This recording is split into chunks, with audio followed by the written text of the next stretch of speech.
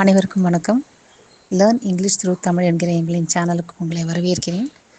ஏற்கனவே நம்ம புது முயற்சியாக பாடல்கள் மூலமாக, அதாவது குழந்தைகள் பாடல்கள் மூலமாக ஆங்கிலம் கற்றுக்கலாம் அப்படிங்கிறத பார்த்தோம். இதை போன காணொலியை பார்த்துருந்தவங்களுக்கு தெரிஞ்சிருக்கும். இன்றைக்கி காணொலியில் குட்டி பொண்ணு நிலா தன்னோட குடும்பத்தை அறிமுகப்படுத்துகிறா. இதில் நம்மளுக்கு வெறும் பாட்டு, குழந்தைகள் பாட்டு அப்படின்னு இல்லை, நம்ம வார்த்தைகளை கற்றுக்க போகிறோம், வாக்கிய அமைப்பை கற்றுக்க போகிறோம். ஏற்கனவே சொன்ன மாதிரி படிப்படியாக கிராமர் அப்படி இப்படின்னு போகாமல் நேராக களத்தில் இறங்க போகிறோம். வாங்க எல்லா குடும்பத்தை பார்ப்போம். சந்தித்து மகிழ்ச்சியாக அவங்க கூட சேர்ந்து நாமும் பாடுவோம், ஆங்கிலத்தையும் கற்றுக்குவோம். அம்மா இங்கே வா வா, ஆசை முத்தம் தாத்தா, நீர் சோறு போட்டு அம்மா இங்கே வா வா பாடலை ஏற்கனவே நம்ம போன காணொலியில் ஒவ்வொரு வார்த்தைக்கான பொருளோட வாக்கிய அமைப்பு எப்படி சரியாக செய்யணும் ஆங்கிலத்தில் அப்படிங்கிறத நம்ம பார்த்துட்டோம். அதை பார்க்காதவங்க டிஸ்கிரிப்ஷனில் லிங்க் இருக்குது பாருங்கள். இப்போ நம்ம அடுத்தது அப்பா, பாட்டி, தாத்தா இவங்களை பற்றி இவங்களோட நிலா பேசுகிறத பார்த்துட்டு அதை ஆங்கிலத்தில் எப்படி நம்ம சொல்லலாம் அப்படிங்கிறத பார்ப்போம்.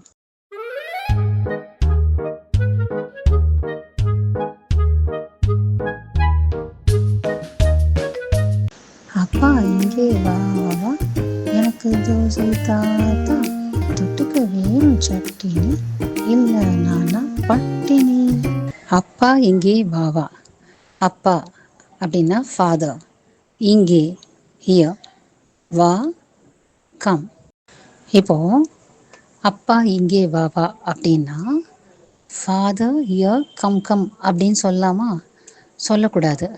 ஏன்னா நம்ம போன காணொலிலையும் பார்த்தோம், ஆங்கிலத்தில் இருக்கிற மாதிரியான வாக்கிய அமைப்பு நம்ம தமிழில் எழுதும்போது அது வேறு மாதிரி மாறி வரும். தமிழுக்கான வாக்கிய அமைப்பு வேறு, ஆங்கிலத்துக்கான வாக்கிய அமைப்பு வேறு. ஆனால் தமிழும் ஒரு வாக்கியத்தையே பல மாதிரி மாற்றி சொல்ல முடியும், ஆனால் ஆங்கிலத்தில் அப்படி முடியாது. அதனால் இப்போ நம்ம இது எப்படி பார்க்க போகிறோம்? அப்பா இங்கே வாவானா ஃபாதர் கம் ஹியர், இல்லைன்னா கம் ஹியர் ஃபாதர். ரைமிங்காக வேணும்னா ஃபாதர் ஃபாதர் கம் ஹியர் அப்படின்னு சொல்லிக்கலாம். நம்ம இப்போது ஒரு பாட்டாக எடுத்து தேர்ந்தெடுத்திருக்கோமே தவிர அது ஆங்கிலத்தில் நம்ம பாட்டாகவே பாட போகிறதில்ல. அதனால் நம்ம அந்த வாக்கியத்தை கற்றுக்கிறதுக்காக தான் நம்ம ஆங்கிலத்தில் அதை சொல்கிறோம். அதனால் இது ஆங்கிலத்தில் பாட முடியலன்னா ஓகே, பரவாயில்ல, கவலை வேண்டாம், நம்ம கற்றுக்குறோம். எனக்கு தோசை தாத்தா. எனக்கு அப்படின்னா மீ, டு மீ அப்படின்னு. அது எப்படி அந்த எனக்கு பயன்பாடில் வரும் அப்படிங்கிறத நம்ம கவனிக்க வேண்டியது இருக்குது. அது போக போக நம்ம தெரிஞ்சுக்கலாம். தோசைக்கு ஆங்கிலத்தில் தின் பேன்கேக் அப்படின்னு சொல்லலாம். தோசா அப்படின்னு சொல்கிறது ஒரு மாதிரி வித்தியாசமாக இருக்குது, அதனால் நான் போடல. தா கிவ். அப்போது எனக்கு தோசை தாத்தானா டு மீ பேன்கேக் கிவ் அப்படி வருமா? மீ பேன்கேக் கிவ் அப்படி வருமா? ரெண்டுமே தவறு. கிவ் மீ எ பேன்கேக் அப்படின்னு வரும். இல்லைன்னா ரைமிங்காக கிவ் மீ எ பேன்கேக் சொல்லலாம். இது எனக்கு அப்படிங்கிறது எந்த மாதிரி வருதுன்னு பார்ப்போம். எனக்கு தோசை தாத்தா அப்படின்னு சொன்னால் கிவ் மீ எ பேன்கேக். இப்போது எனக்கு இந்த இடத்துல மீ வருது. எனக்கு ஒரு தோசை அப்படின்னா கிவ் மீ அ பேன்கேக். இதே எனக்கு தோசை வேணும் அப்படின்னு சொன்னால் ஐ நீட் அ பேன்கேக். இங்கே எனக்குக்கு மீ நீட் அ பேன்கேக்னு வராது, ஐ நீட் அ பேன்கேக்னு வரும். அதனால் அந்த வாக்கியத்தை அமைப்பு வாக்கியம் என்ன சொல்ல வருது அப்படிங்கிறத பொறுத்து தான் நம்ம அங்கே மீ போடுறோமா ஐ போடுறோமா அப்படின்னு தெரியும். இது போக போக நம்மளே தொடர்ந்து வாக்கியங்களை பார்க்கும்போது தெரிஞ்சுக்குவோம். தொட்டுக்க வேணும் சட்னி. தொட்டுக்க அப்படின்னு சொன்னால் தொட்டுக்கொள்ள அப்படின்னு சொல்கிறோம்ல, அதுதான். இது சைட் டிஷ். இது நம்ம சொல்லும்போது டு டிப் அப்படின்னு சொல்லுவோம், தொட்டு சாப்பிட, அதனால் டு டிப். வேணும் அப்படிங்கிறது நீட். சட்னி.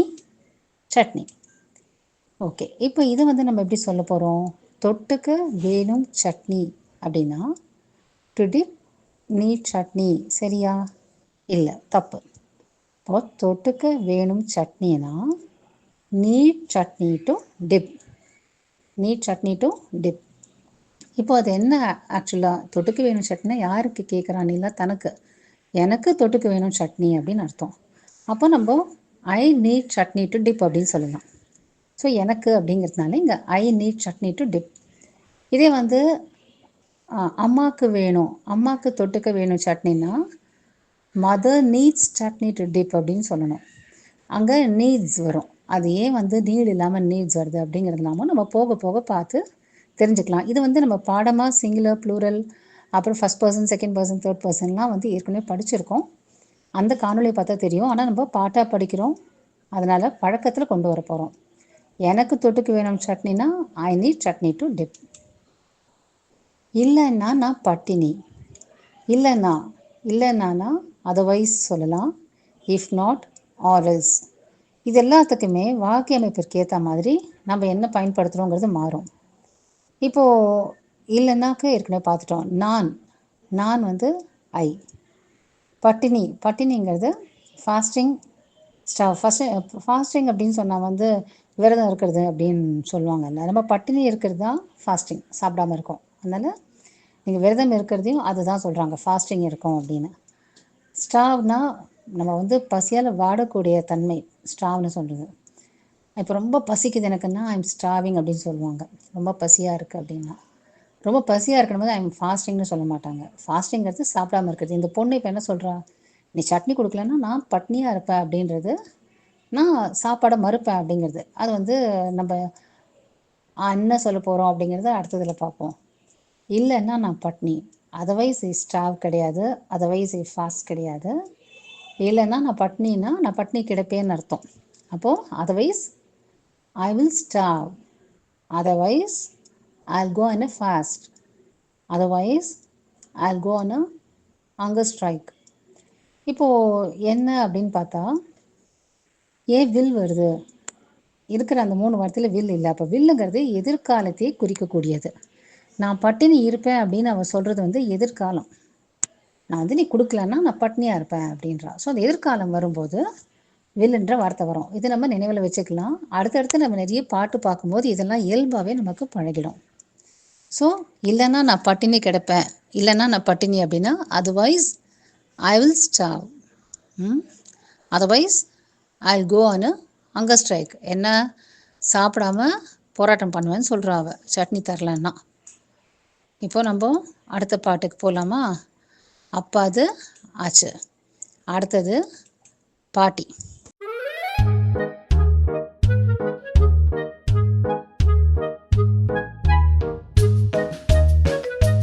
பாட்டி இங்க வரியா, பாடம் சொல்லி தரியா, அ இ தெரியணும், ஏபிசிடியும் புரியணும்.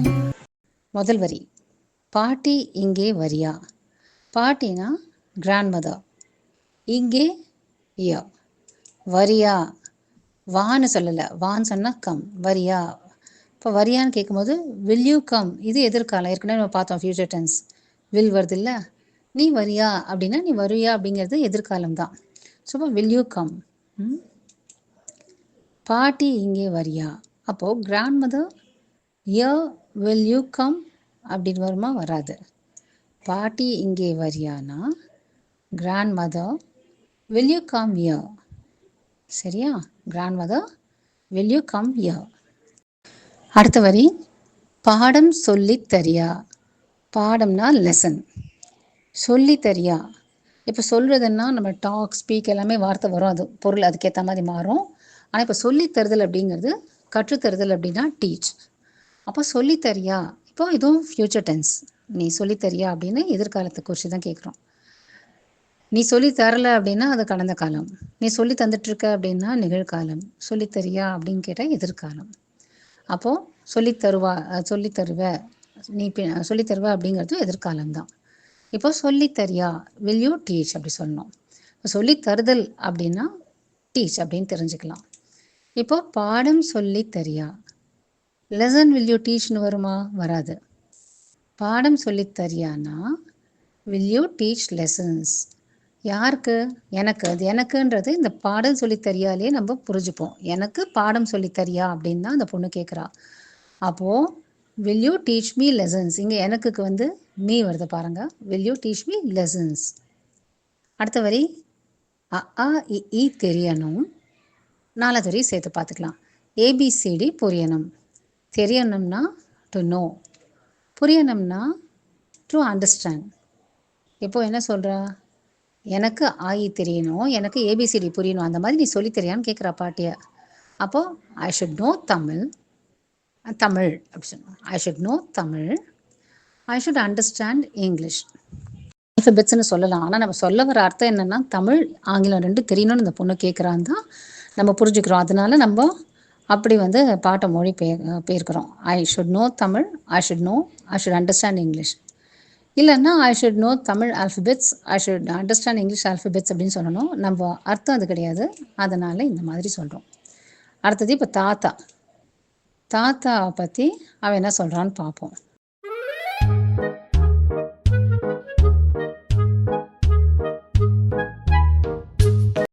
தாத்தா ரொம்ப கூறும்பு, பச்சை புள்ளை நினைப்பு, காட்டுவேன் பாக்கெட்டு, எங்கே சாக்லேட்டு. முதல் வரி, தாத்தா ரொம்ப குறும்பு.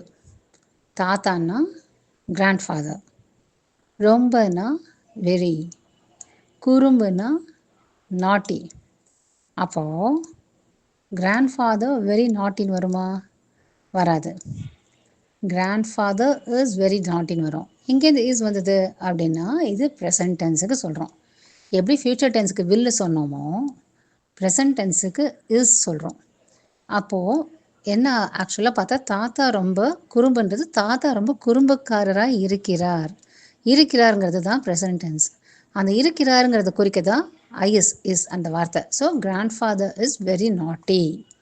ஓகேவா? பச்சை புள்ளன்னு நினைப்பு. இப்போ கிராண்ட்ஃபாதருக்கு தான் பச்சை புள்ளன்னு நினைப்பான். பச்சை புள்ளைங்கிறது சைல்டு, பேபி சொல்கிறோம். ஸ்மால் கிட், சின்ன குழந்தை, சின்ன குட்டி பையன் நினைப்பு தாத்தாக்குன்னு. நினைப்புக்கிறது பொதுவாக நினைப்புன்னா தாட். இந்த நினைப்புன்ற சொல் அதோட பொருள் நம்ம பயன்பாட்டுக்கு ஏற்ற மாதிரி மாறும். இங்கே நினைப்புங்கிறத வெறும் தாட் அப்படின்ற ஒரு அந்த மாதிரியான பொருளை மட்டும் சொல்லலை. ரொம்ப பெரிய நீ ஒரு பெரிய இதுன்னு நினைப்போ, நீ பெரிய அதுன்னு நினைப்போ அப்படிலாம் நம்ம கேட்குறோம்ல. இப்போ நினைப்புங்கிறது அந்த அந்த இடத்துல கேட்கல. ரொம்ப ஓவராக பண்ணுற, நீ ரொம்ப உன்னை இதுவாக நினச்சிட்ருக்கியா அப்படின்னு கேட்குறோம். அப்போது இதை நம்ம அந்த மாதிரி தான் புரிஞ்சுக்கணும். வெறுமை தாட்டுன்னு எடுத்துக்கூடாது. தன்னை அப்படி நினச்சிக்கிறான் அப்படின்றது. ஸோ இங்கே தாத்தா நினச்சிக்கிறார் அப்படின்றது. ஸோ பச்சை புள்ளன்னு நினப்புனா ஸ்மால் கிட் தாட்னு வராது. பச்சை புள்ளன்னு தன்னை நினச்சிருக்காருன்னு அர்த்தம். So things is a small kid, தன்னை சிறு குழந்தைன்னு நினச்சிருக்காரு. Things is a small kid அப்படி சொல்லலாம். இந்த பாட்டா வருதுனால திங்ஸ் இஸ் அ ஸ்மால் கிட்னு சொல்கிறோம். அப்போது சின்ன குழந்தை மாதிரி நடிக்கிறாரு அப்படின்னு சொன்னோன்னா pretends to be a small kid. சின்ன குழந்தை மாதிரி நடந்துக்கிறாரு நடிக்கிறாரு அப்படின்னா ப்ரிட்டன்ஸ். சரியா? அடுத்தது காட்டுவும் பாக்கெட்டு. காட்டுன்னா ஷோ, ஒன்னா யுவர், பாக்கெட்னா பாக்கெட். அப்போ காட்டு ஒன் பாக்கெட்னா ஷோ யர் பாக்கெட். கரெக்டு தான். அதை உன் பாக்கெட்டை எனக்கு காட்டுன்னு தான் அர்த்தம். ஸோ அப்படி வந்ததுன்னா ஷோ மீ யோர் பாக்கெட். எனக்கு அப்படிங்கிறதுக்கு இங்கே மீல வருது. Show me your pocket. எங்கே ஏன் சாக்லேட்டு. தாத்தா இவ சாக்லேட்டு தான் சாப்பிட்டாரு, அதான் பிரச்சனை. எங்கே வேர், என் மை, சாக்லேட். எங்கே ஏன் சாக்லேட். அப்போது வேர் மை சாக்லேட்னு வருமா? வராது. என் சாக்லேட் எங்கே இருக்கிறது ப்ரெசன்ட் டென்ஸ். அப்போது இஸ் சீக்கிரம். Where is my chocolate. So இன்றைக்கிக்கான பாடல்கள் நம்ம 3 பாட்டு பார்த்துட்டோம். ஏற்கனவே அம்மாவை பற்றின பாட்டையும் பார்த்துட்டோம். அடுத்ததான் நிலாவோட அனுபவங்கள்லேருந்தே நம்ம மேலே நிறைய ஆங்கிலம் கற்றுப்போம். இந்த பாடல்களை பாடல் சுமாராக இருந்தாலும் பாடி பாருங்கள். அந்த ஆங்கிலத்தை வார்த்தைகளை தெரிஞ்சுக்கிட்டு அந்த வாக்கியங்களை பயன்படுத்தி பாருங்கள். இந்த வாக்கியங்களை நீங்கள் உங்கள் தினசரி வேலைகளில் பயன்படுத்த முடியும். அதை எங்கெல்லாம் வாய்ப்பு இருக்கோ அங்கெல்லாம் நீங்கள் பயன்படுத்தலாம். இப்போது உதாரணத்துக்கு சொன்னோன்னா, இப்போது தாத்தா இங்கே நாட்டி ஆக்கிட்டோம். அதுக்கு பதிலாக ஒரு வீட்டில் குழந்தை நாட்டியாக இருந்தாங்கன்னா யூ ஆர் வெரி நாட்டி, மை பேபி இஸ் வெரி நாட்டி அப்படின்னு சொல்லலாம். ஷோ யர் பாக்கெட் அப்படிங்கிறதுக்கு பதிலாக இப்போ குழந்தை ஏதோ ஒன்று வச்சுருக்கு, பாக்ஸில் பென்சில் இல்லை, பேனா இல்லை, இருக்கா காட்டுன்னா ஷோ மீ யர் பாக்ஸ்ன்னு சொல்லலாம். அந்த மாதிரி இது வாக்கியங்களை நம்ம எங்கெல்லாம் பயன்படுத்த முடியுமோ நம்மளே அதை யோசித்து நம்மளே எழுதி வச்சுட்டும் பயன்படுத்த முடியும். அப்படி பயன்படுத்தும் போது நம்ம கற்றுக்கிறது இன்னும் வேகமாக நமக்கு புரிஞ்சிடும், வேகமாக மனசில் நிற்கும். விரைவில் அடுத்த காணொலியில் சந்திப்போம். நன்றி. இந்த காணொலி உங்களுக்கு பயனுள்ளதாக இருக்குன்னு நினச்சிங்கன்னா எங்கள் சேனலுக்கு சப்ஸ்கிரைப் பண்ணுங்கள், எங்கள் வீடியோவை லைக் பண்ணுங்கள், அப்புறமா கண்டிப்பாக மறக்காமல் ஷேர் பண்ணுங்கள். நன்றி.